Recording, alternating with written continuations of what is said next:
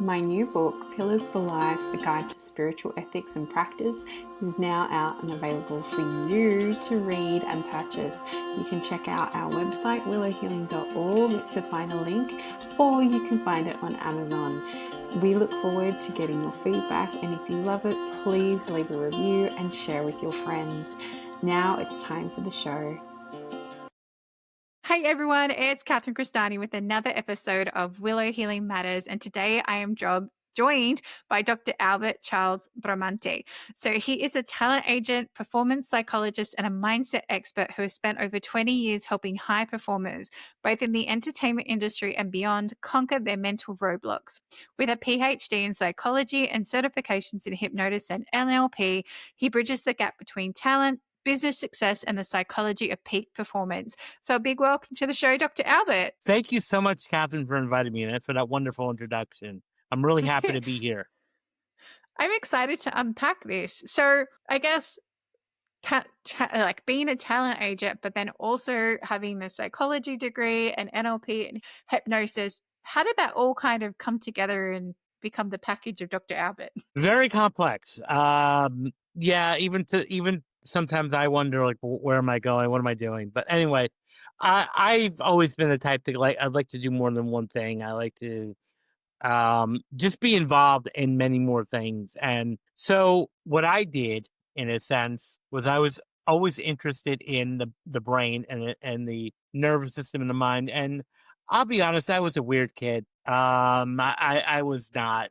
The mold was broke with me. So, and I'll give you an example. What high school kids, ninth, 10th grade, really is into books such as How to Win Friends and Influence People and Feeling Good by David Burns, a primer on cognitive behavioral therapy.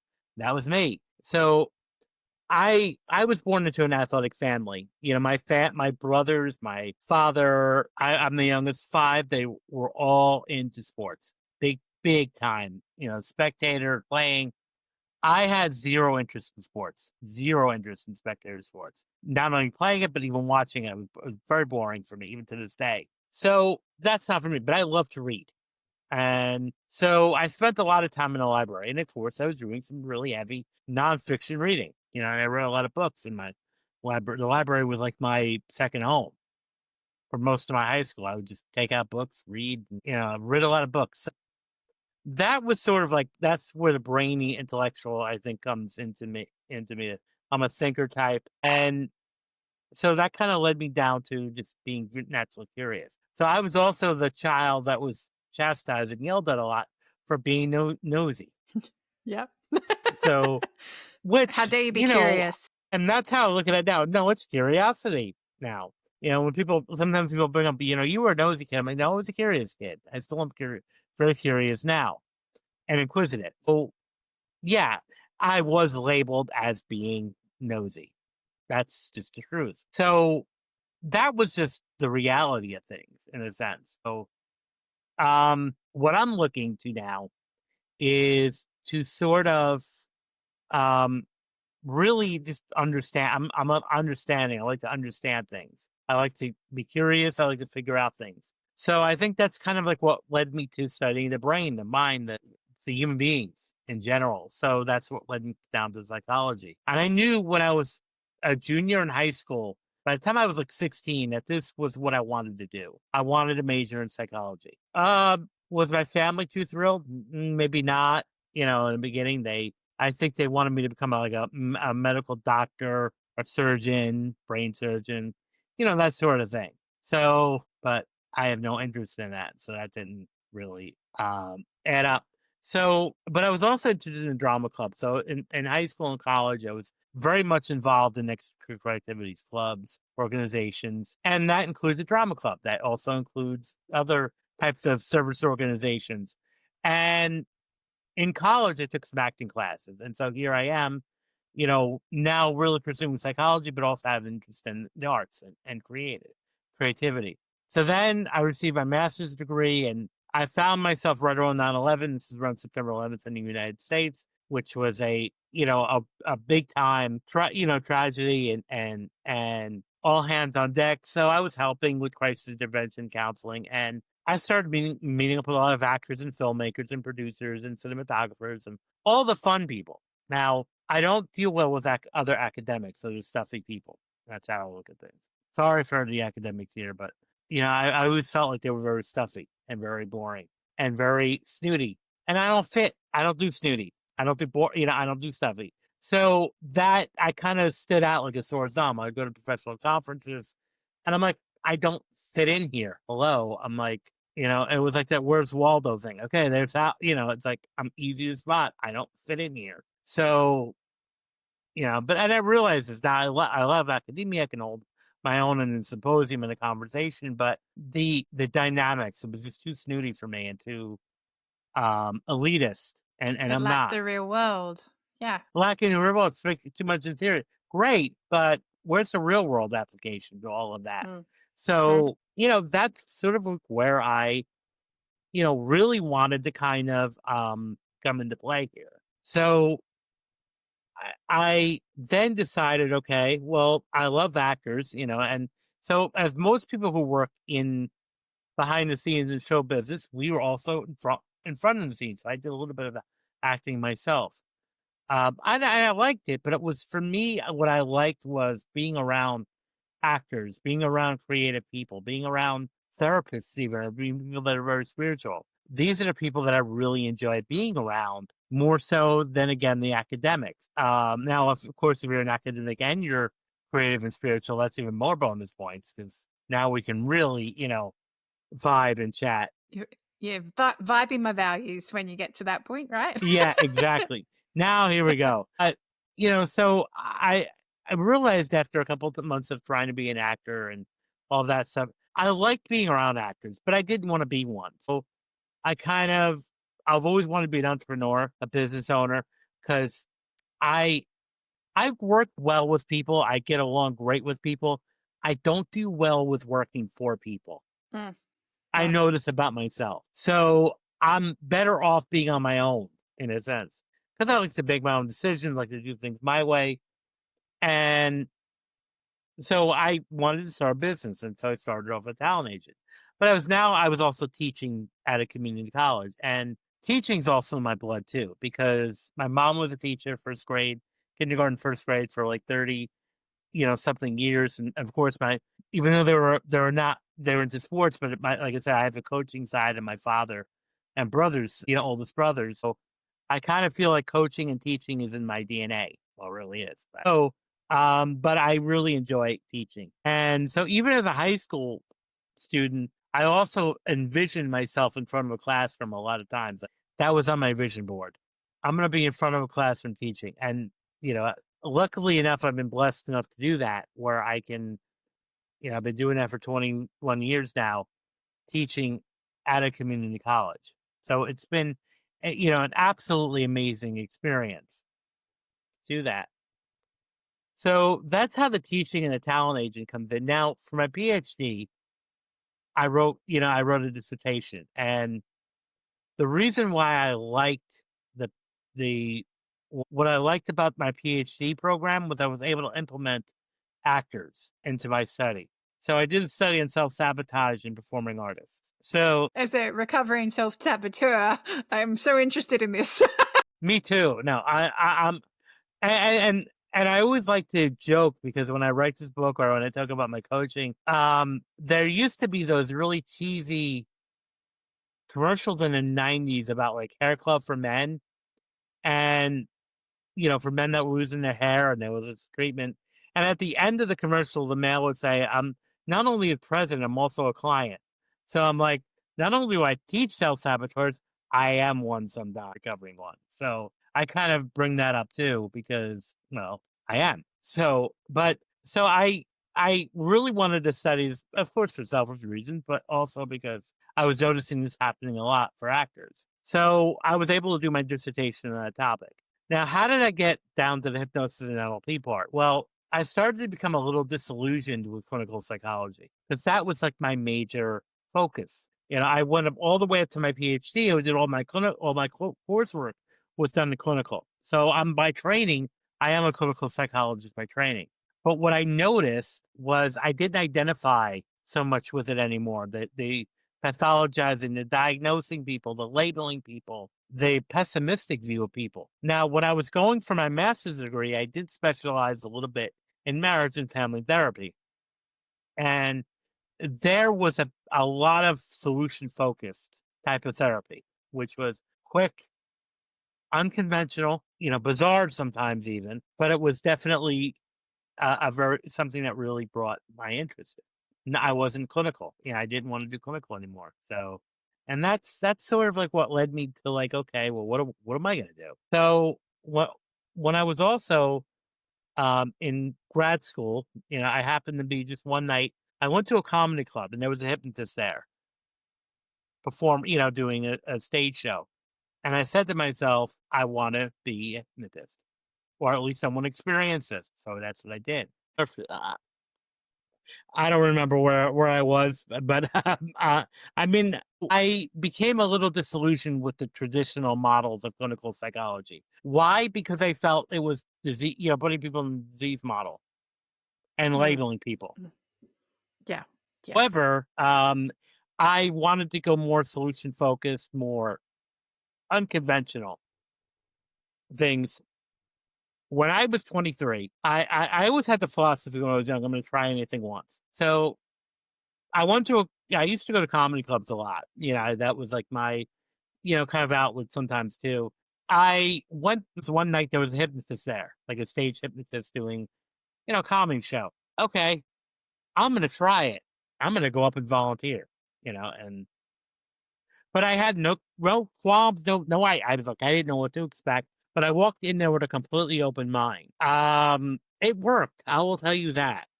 What I found afterwards, like, and wasn't like an instant thing, but like the one thing that really stood out for me was how amazing it was, to feel empowered to like be performing on stage with absolutely zero or stage fright.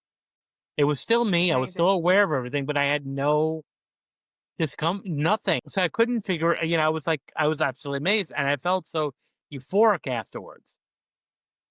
And usually what I found now, what they usually do, and because I've been trained so much in this, is usually before the end of a show, what they'll do is they'll give you a suggestion that you're going to feel greater than you ever did in a long time. But I don't remember them actually saying that, but I know I felt it later. So, because when I walked out of there, I felt such a euphoric rush for days almost. Like I was just so like on cloud nine.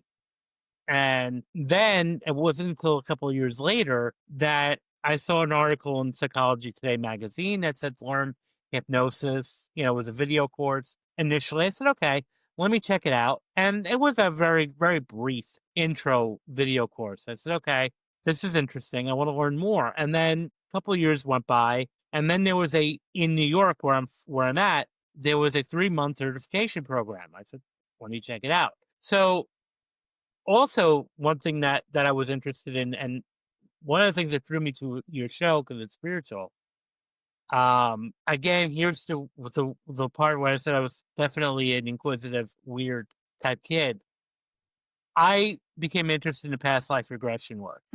So that was my first formal training. Before I did the 3 months training, I did a weekend past life certification course in person. Now, past life regression is hypnosis. It's hypnotherapy. Yes. Yeah. So puts you in the theta state. Yeah. Puts in the theta state and really gets you into that. Now, I did it fine, but I was like, you know what? If I really want to do past life regression work, I should go the full. Let me go full on in. All in hypnotherapy. So the same school that I did the past life certification in was then offering a 3-month transpersonal hypnotherapy program certification, which is about 150 clinical hours. I'm doing it. And so that was like my first foray into that. What I like about it is it goes really deep, and I feel much more deeper than traditional talk therapy. And do that's you what makes find me interested. do you find that it bypasses the conscious mind really quickly so you can tap into the subconscious and get to the results quicker? Yeah, I mean that's the goal. I mean, it really depends upon, first of all, the client's ability to go into that alpha and theta state. They have to trust. They have Yeah. to be willing to let go of that and be able to let go. And it's not just only about like, well, do they trust me, but are they willing and ready themselves to go into that? Mm, Because mm. initially, what it can be a bit scary, when you start, especially if you have a lot of trauma Yeah. that can come Yeah. in there. So one of the things, like, because a lot of people, when they found out, like, oh, that I know I can do past life therapy, people are like, oh, can you do a regression on me? And I'll be honest with you, because I guess my clinical background, I don't feel like, and it just may be my perspective, but I feel like something like that is not a parlor trick, No. because I feel It like, like I feel like there is no way your imagination could make up that in-depth and layered not information at all. that Right. it comes There was, out that way. Yeah. it Yeah. it's pretty profound. Um, Especially when a person is really into it and in that trance state, you'd be surprised about, like, when you talk to like their higher self or their, guides, and it's like this type of stuff that comes out of a person. You can almost sometimes, if it's really working, sometimes even the rhythm and the vocalization of speech changes slightly. Mhm.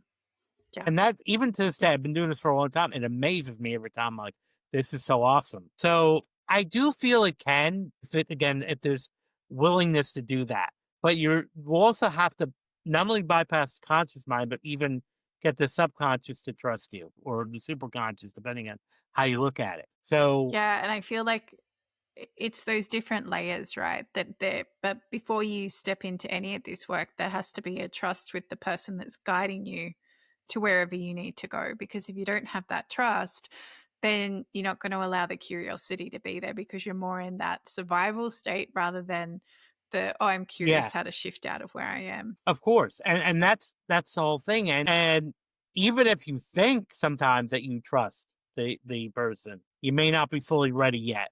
And that's why it may take a couple of sessions first before we can get to that level. Getting to know you, get, rapport buildings. And also, you know, a lot of, like, I was trained, I did a couple different trainings in past life work. And so some of the past life work that I've done, is like getting you to, correcting karma that you've done maybe in a past lifetime, where maybe you were not such a good person. Because if you look at the Buddhist, Yeah. like, viewpoint, we've Balance the all scales. done a balance of scales. We all were bad people in previous lifetimes, Mm, and even some of the bad people mm. now in this lifetime may have been very good, saintly people in other lifetimes. So it really depends. But sometimes it can be very traumatic. I don't want to say traumatic, but jarring if we go back and you experience the fact that, there was some bad stuff that you might have done. And And personally having gone through that, it's you have to be willing to accept the shadow parts of yourselves, the darker parts of yourselves when you yeah, step into that work. Because if you're not willing to love those parts, you're never going to love all the parts of you. right, exactly. And that's why, like what I was saying earlier, it's not a parlor trick. So I'm like, you really, because sometimes it's like when you open up like Pandora's box here, we may not be able to close it right away. Mm, So be ready mm. for that. And so that's why, like, the one thing I won't do is like group past life regressions, because I don't know if someone's going to start in this corner, start having a trauma that they didn't even know they had, coming up, because that comes up Yeah. too. Is like, people Mm, don't even know stuff. Because I remember one time I was just recreationally working with um someone, and I was doing a past life regression session, started it, and in this lifetime he was abused by his father, sexually abused. That kept coming up, even though we weren't going to be working on that at the moment. So I kind of had to interesting. say, okay, you know what? And at that time I wasn't really trained to do that, and he wasn't coming to me for that. there's one thing I'm very big on ethics when it comes to that type of stuff. Mm. I'm not going to be treating something that he didn't consent to, and then I'm not at that time not qualified to deal with. So that's where I I, was like, okay, I I love kind of had him. Mm, I love this so much because I've actually written a book on spiritual ethics. This is why I was laughing yeah. because knowing that what your limits are and when to refer on and when to say like this isn't working, like this relationship isn't working or this isn't coming out how we have to.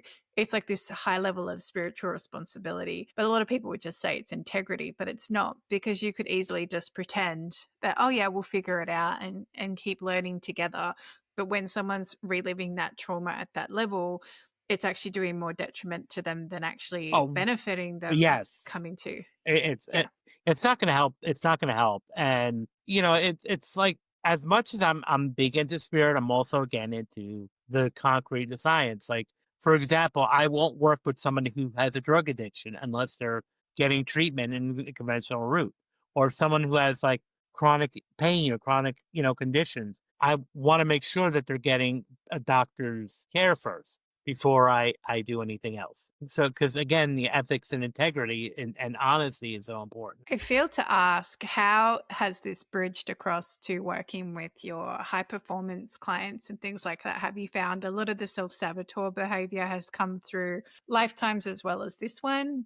Is that how it's Yeah, integrated together? sort of. I mean, one thing about this type of work, even though I love it, I'm passionate about it. I don't, if they're not ready or didn't really seek that out, I'm not going to bring that up. You know, um, I'm not. I'm just, what I'm going to do is figure out what type of blocks you're going through right now. Now, maybe it could be due to past life, or it could do something in this lifetime. But it really, the one thing I'm also about is respecting people's beliefs and where they're at. If they're not into what we call the woo woo stuff, which is still the amazing stuff in my opinion, but if they're not into that, I'm not going to pursue that.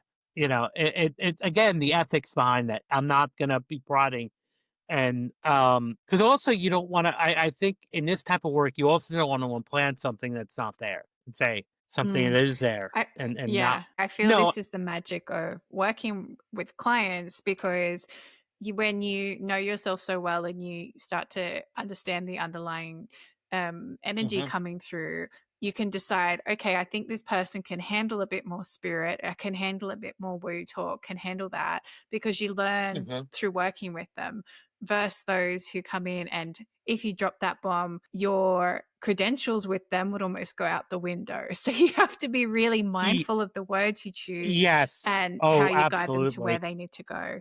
Yeah. And yeah, we're kind of like facilitators in a sense, so it's sort of like Yes. going on there. 100%. I mean, we might help them lead, maybe take a couple extra steps to lead them, but at the point they have to, it's like we meet them where they're at.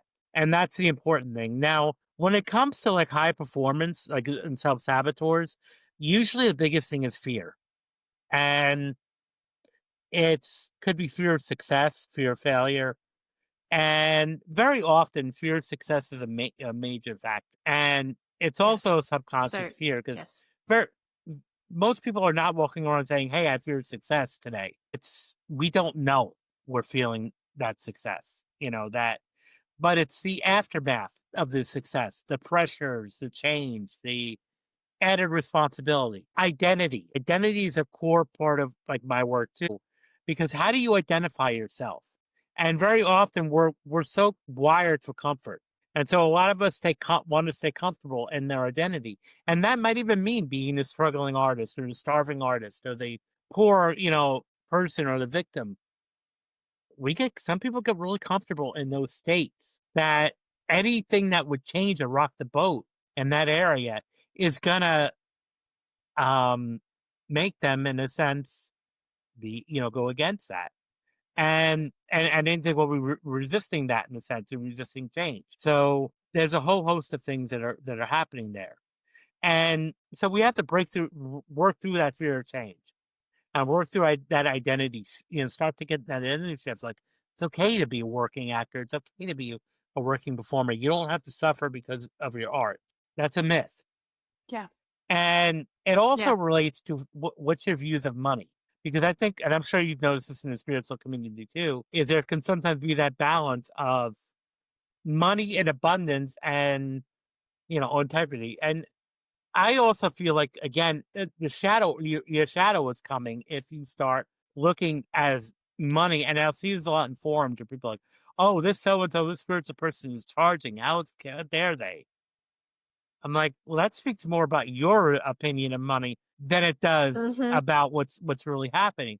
Because why not? Why can't we be helping other people and still be comfortable too, and live and be able to live an abundant life? So, and so I think a lot of I times the love fear this, of money. Albert, because yeah, I was going to say, I love this because so often I've been working with my clients this week, last week, even creating a presentation around this, around sacred worth, because you not having an equal and fair energy exchange, whatever that might be, is you actually giving yourself a disservice and undervaluing you. Even I have clients who I've said, okay, what do you need to live a week? And what are you charging your clients?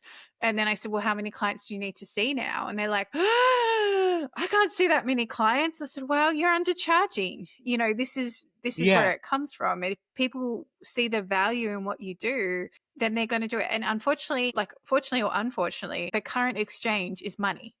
Sometimes you might be able to exchange services, but currently money is the bartering that we need to yeah, do.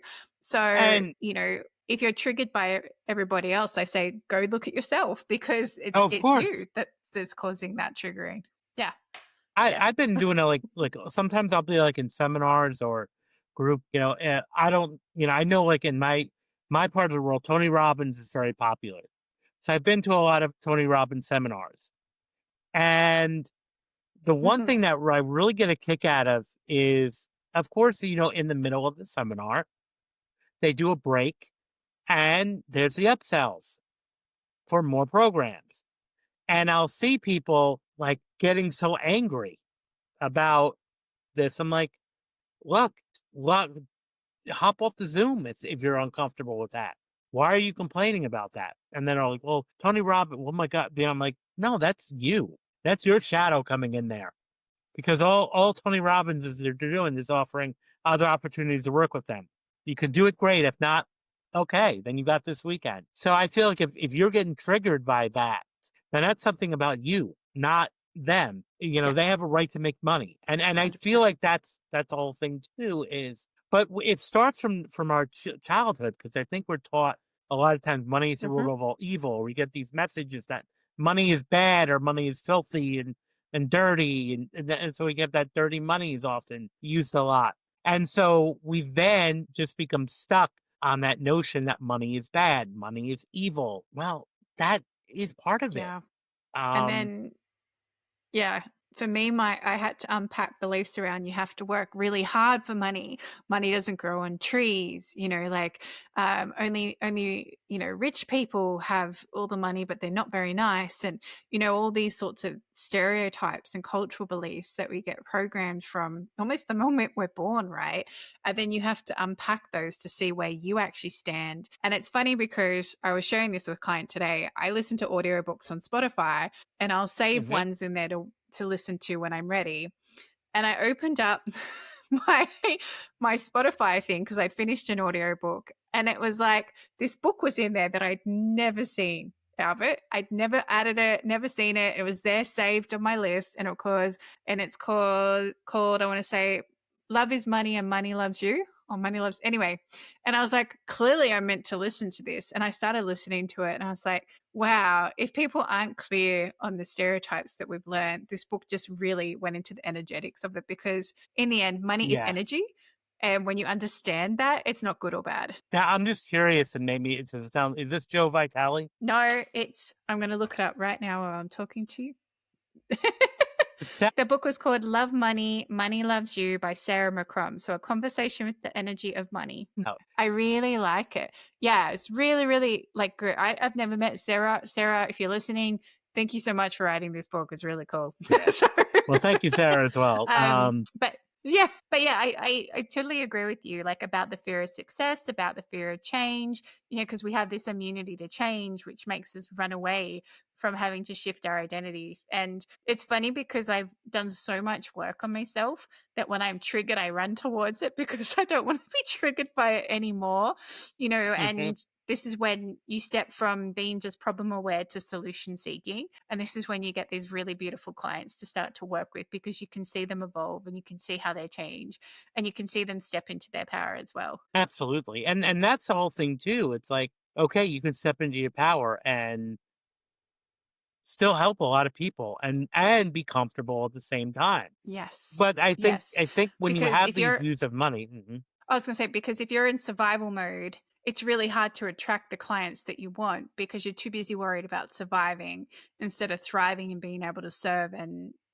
deliver at the highest capacity you can. Mhm. Yeah, you can't help other people if your tank is empty, and Mhm. that's why. And I think a lot of times some spiritual people have a hard time with that initially in the beginning, or just even people just who are empaths is like, I don't want to ask for money. But if you think about it, also from the other side too, the more someone pays for something, the more committed they're going to be to it. Whereas like if I say I'm going to give 100%. you a free session, Yeah. if I'm going to give you a free session, you're not going to be that committed. I had a lot of people who would tell me they would do like a bunch of free sessions, and a lot of people would not show up because there's no skin in the game, or they wouldn't just participate because there's no skin in the game. But if you charge money, there's more skin in that game, and there's more of a commitment. And that's why, like, I'm not even when you were saying earlier about bartering for services, I'm not even sure that's going to be that effective too, because again, there's no skin in the game. I Well, think, this is the thing. I have someone that I do swaps with like that, but we both actually have this agreement with each other that we start the conversation with, "Hey, I want this from you. Do you want me to pay you or are you up for a swap?" Because then it's like there's going to be money exchanged or there's going to be an energy exchange. And mhm, this is where it's really important to get those parameters because I've done it before and it wasn't balanced. I didn't want that service anymore. And I basically said, well, actually, no, you need to pay me now because this doesn't feel balanced and I'm not getting yeah, I'm getting shortchanged on this. So it's not working. It's not fair. Yeah. yeah, I don't think there's anything wrong with that. And I again, Mm. it's about your integrity, and you at the end of the day. But going back to that, if you have reservations about money, you are going to self sabotage, and you are going to be holding yourself Yes. back, and things like that. It really depends upon again how do you look at money? Because even if you look at people that get windfalls, maybe they hit the lottery, or they get an athlete or an actor, gets this major deal, and they get fall into money, they like fall into a windfall, and then 2 or 3 years later, they're in more debt than they were when they started because it was like money was like radioactive. I need to get rid of it.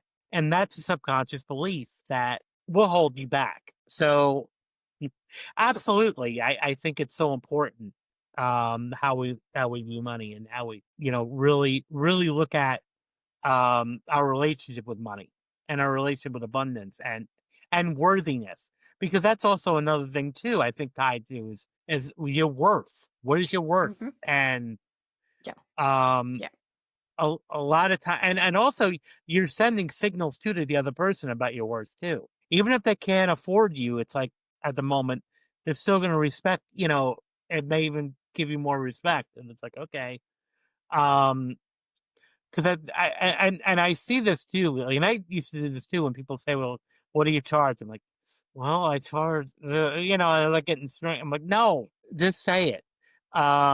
And just go with it because again, if they can't it's not, then it's just not in alignment. It's not meant to be. So Mm. I 100%. think that's part of it. So we work with people like, what's your view relationship with money, or even your relationship in general, because the one thing that can happen sometimes when you get successful, especially as an actor, that may mean more time at home from work, from family, from your friends. If you're in a relationship with a significant other and your partner, and so that can rock the boat on relationships. And one of the harsh truths I think that we sometimes learn is not everyone's going to have our back, and sometimes the more successful you are, the more people may be threatened in your family, even in your inner circle. Because I was watching, there was a TV psychic that was being interviewed, like they were doing a reflective on his life. And the one thing he said, like when he really hit it big and he got a TV show, a lot of his family turned their back on him, and I really felt that because I was like, I can believe that can happen because of the threat, and people feel you're a sellout or that you're grown because they haven't dealt with their own shadow, they haven't dealt with their own 100%. issues. So when they see someone very successful, they get threatened by that. However, the trick though is to be integrated, have our shadow integrated enough so that we're not pulled down by that or affected by that. Yes. Because sometimes Yes. when, even on an unconscious level, if we feel that these relationships are going to be threatened, and that might have been in our everyday awareness, we're going to do everything in our power to stop that, from happening, including being successful. So that's where fear of success comes in. And so there's a whole, it's very 100%. complex. I was just it saying, does take a lot of work. definitely. It's definitely complex, multi-layered. It's definitely all these kind of strips that you have to pull off. And, how you said it so beautifully is like, it's often if you're triggered by things outside you, you have to work on yourself. You can't control what happens around you. You have to come back to you and do that work on you, and surround yourself with the right people to support you and put yourself in the environment that lets you grow, that doesn't keep you tempered down and small, because that makes such a big difference as well. And as we start to finish our time together, Dr. Albert, I asked the guests that come on the show, if you could heal or change one thing in the world, what would it be? Heal or change one thing in the world. I think it would be maybe grief or like sadness, self-sadness or self-hatred. I would love to get people to really see how great they are and see the greatness within them. Yeah, 100%. And where can people come and find you if they want to work with you or connect with you? So you can connect with me on LinkedIn or Instagram. Instagram, I'm at Dr. Albert Bramante, and LinkedIn, I'm under Albert Bramante. And you can even go to my website, albertbramante.com, and I'd love to connect. Beautiful. I'll make sure to put all these details in the show notes so people can come and look you up and be curious about their own worth and to overcome that self-sabotage and fear of success as well. Yes. Thank you. Thank you, Catherine. I really enjoyed talking with you tonight. Thank you. Thank you for listening to Willow Healing Matters, the podcast. We have so much love and gratitude that you have taken the time out of your day to empower you on your healing journey. The views shared by the person being interviewed might not necessarily reflect that of the host and should be used at your own discernment. Trust what resonates for you and follow your heart and soul guidance.